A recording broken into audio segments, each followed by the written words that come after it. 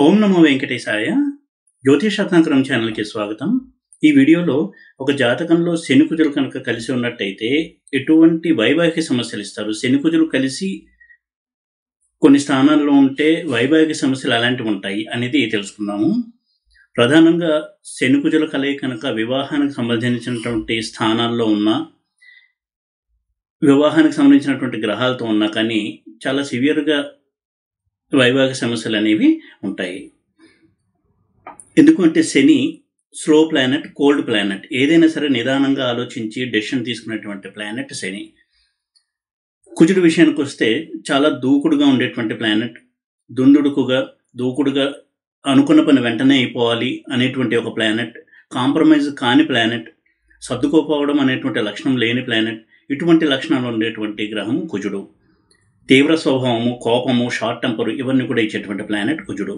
ఇటువంటి రెండు విరుద్ధమైనటువంటి స్వభావం ఉన్నటువంటి గ్రహాలు కనుక ఒక రాశిలో ఉన్నప్పుడు, ఆ రాశి కనుక వివాహానికి సంబంధించినటువంటి స్థానం కనుక అయినట్టయితే తప్పకుండా వైవాహిక సమస్యలు అనేవి ఉంటాయి. అయితే ఈ వైవాహిక సమస్యలు శని మహాదశ లేదా కుజ మహాదశ వచ్చినప్పుడే ఆ జాతకుడు అనుభవిస్తాడు. అది ఎప్పుడూ కూడా గుర్తుపెట్టుకోవాలి. ఎంత మంచి యోగమున్నా అవయోగమున్నా కానీ ఆ గ్రహాల యొక్క మహాదశలు వచ్చినప్పుడు మాత్రమే వాటి యొక్క పూర్తి స్థాయి ఫలితాన్ని జాతకుడు అందుకుంటాడు. ఇక శని కుజులు ఇద్దరూ కలిసి ఏ స్థానాల్లో ఉంటే వైవాహిక సమస్యలు ఉంటాయి అనేది కనుక చూసినట్టయితే 2nd house, 4th house, 7th house, 8th house, 12th house, ప్రధానంగా ఈ స్థానాల్లో శని కుజుల కలయిక వైవాహిక సమస్యల్ని ఎక్కువగా ఇస్తుంది. 2nd హౌస్ విషయానికి వచ్చినట్టయితే ఎప్పుడైతే 2nd హౌస్లో శని కుజులు కలిసి ఉంటారో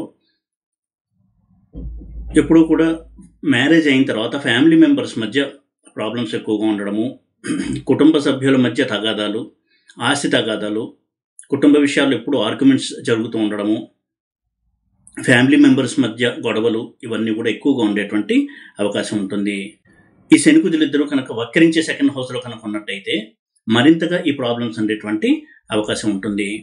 ఇక 2nd హౌస్లో శని కుజులు ఉన్నప్పుడు సాధారణంగా భార్య మీద చేయి చేసుకోవడము, దుర్భాషలు ఆడడము, వర్బల్ అబ్యూస్, ఫిజికల్ అబ్యూస్ ఇవన్నీ కూడా ఎక్కువగా ఉండేటువంటి అవకాశం ఉండేటువంటి ప్లేస్మెంట్ ఇది.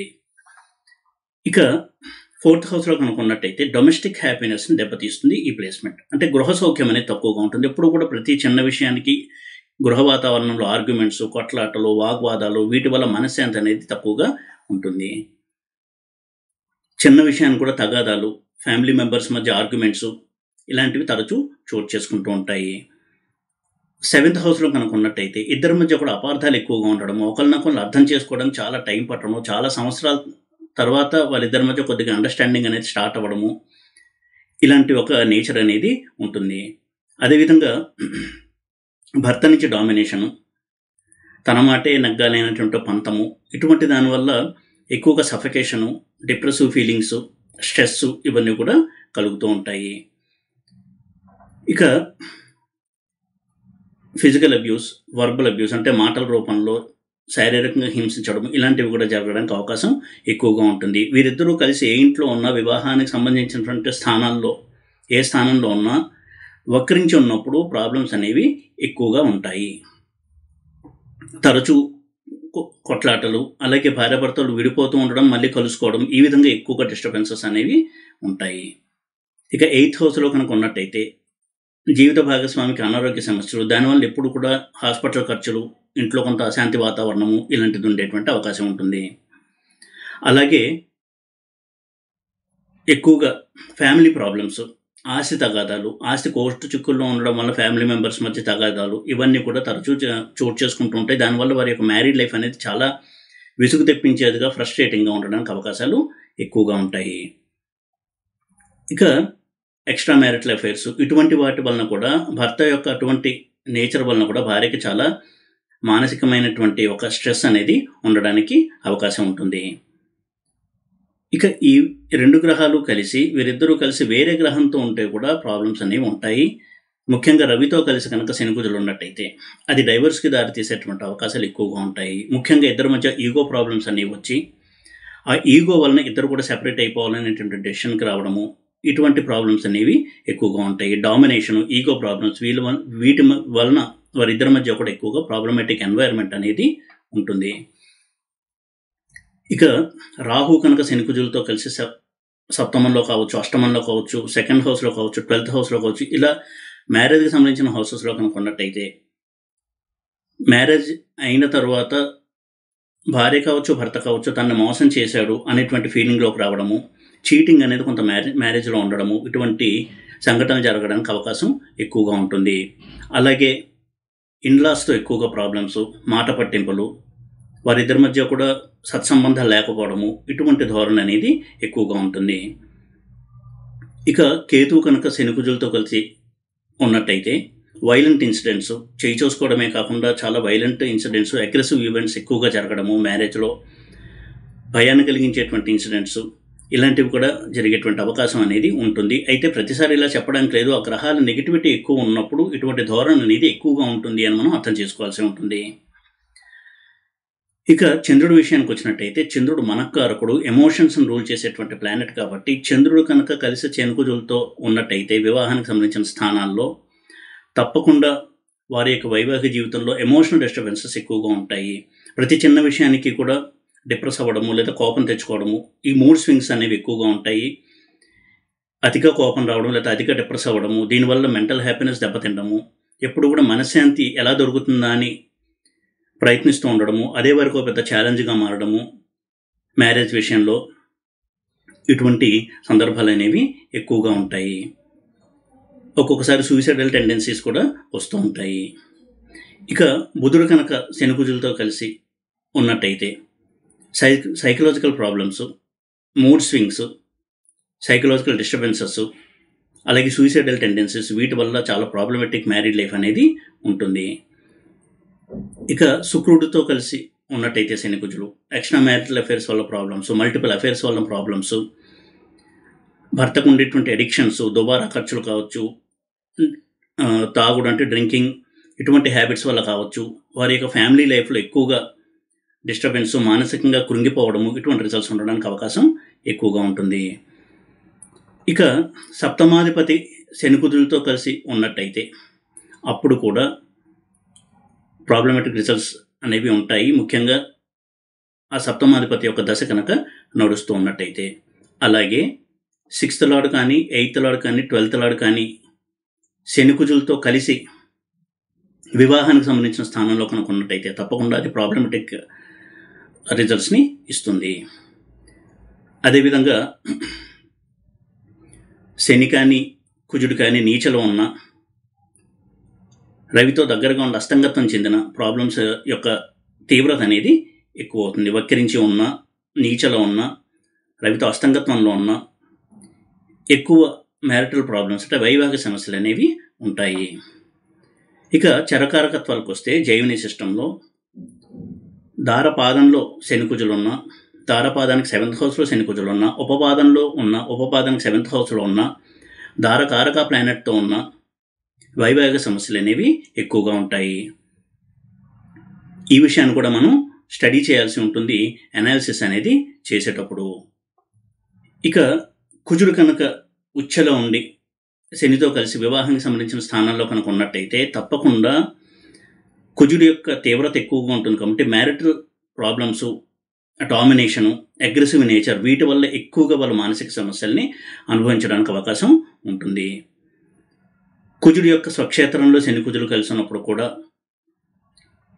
శని ఎక్కువగా నెగిటివ్గా ఇంపాక్ట్ అవుతాడు కుజుడు వలన, కాబట్టి మ్యారిటల్ ప్రాబ్లమ్స్ అనేవి ఎక్కువగా ఉంటాయి.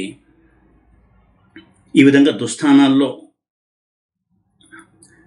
ఉన్నప్పుడు శని కానీ కుజుడు కానీ కలిసి ఉన్నప్పుడు, శని కానీ కుజుడు కానీ సప్తమాధిపత్యం తీసుకునే దుస్థానాల్లో ఉన్నప్పుడు కూడా ప్రాబ్లమ్స్ అనేవి ఎక్కువగా ఉంటాయి. శని సప్తమాధిపతి దుస్థానంలో కుజుడితో ఉన్న, కుజుడు సప్తమాధిపతి శనితో కలిసి దుస్థానాల్లో ఉన్న తప్పకుండా అది ప్రాబ్లమేటిక్ మ్యారీడ్ లైఫ్ ఇస్తుంది. శని మహాదశ, కుజ మహాదశ నడిచేటప్పుడు ఆ మహాదశలు నడుస్తున్నా లేదా అనేది మనం తప్పకుండా చూసుకోవాలి. అలాగే ఇందాక చెప్పినట్టుగా పాపగ్రహాలతో కలిసి శని కుజులు ఉన్న,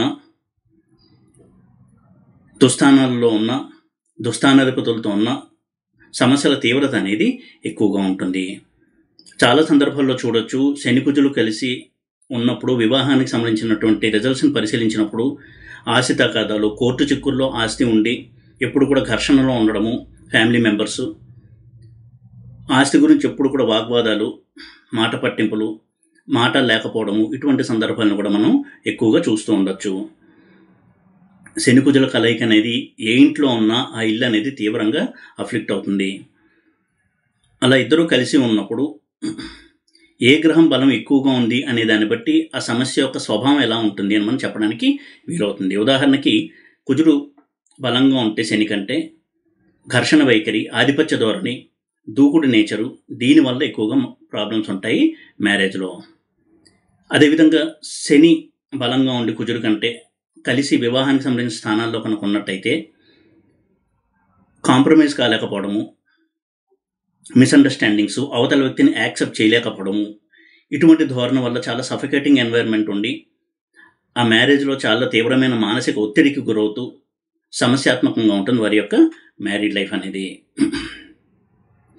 ఎప్పుడు కూడా చంద్ర, బుధ ఈ 2 ప్లానెట్స్తో కనుక కలిసి శని కుజులు ఉన్నట్టయితే మానసికపరమైనటువంటి సమస్యలు ఎక్కువగా ఇస్తుంది ఈ కలయిక.